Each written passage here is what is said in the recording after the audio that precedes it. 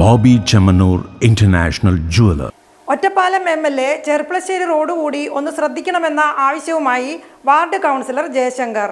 Ottapalam MLA Ottapalam Cherpulassery road കൂടെ ഒന്ന് ശ്രദ്ധിക്കണമെന്ന ആവശ്യവുമായി വാർഡ് കൗൺസിലർ ജയശങ്കർ. വരോട് അത്താണി മുതൽ ഒറ്റപ്പാലം വരെയുള്ള യാത്ര വളരെയധികം ദുരിതമാണെന്നും ഈ പ്രദേശത്തെ ജനങ്ങളുടെ ജീവിതം അതിലും ദുരിതമാണെന്നും അദ്ദേഹം ചൂണ്ടിക്കാണിക്കുന്നു. പ്രദേശത്ത് കുടിവെള്ള പ്രശ്നത്തിനും പരിഹാരം കണ്ടെത്താൻ സാധിക്കുന്നില്ല എന്നും അദ്ദേഹം വ്യക്തമാക്കി.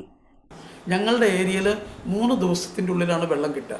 ഈ 3 ദിവസത്തിൽ ഏത് സമയത്താണ് വെള്ളം കൊടുക്കുക എന്ന് ചോദിച്ചു കഴിഞ്ഞാൽ ആദ്യം വരുന്ന മെസ്സേജ് ഇതായിരിക്കും: ഇന്ന സ്ഥലത്ത് പൈപ്പ് പൊട്ടി, ഇനിയിപ്പോൾ അത് നേരെയാക്കിയിട്ടാണ് അടുത്ത വെള്ളം തരലുണ്ടാവുള്ളൂ. ഇതിപ്പോൾ ഒരു സ്ഥിരം പരിപാടിയാണ്. ഇതൊരു സ്ഥിരം പരിപാടിയായി മാറിയിരിക്കുകയാണ്.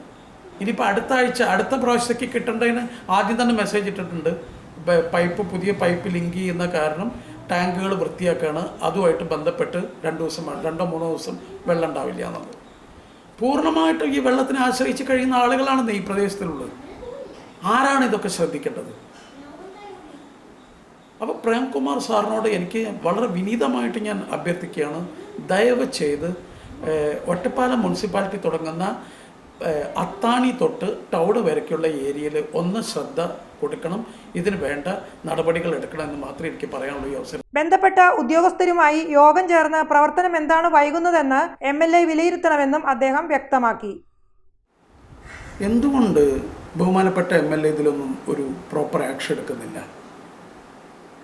മീറ്റിംഗ് വെക്കേണ്ടതല്ലേ?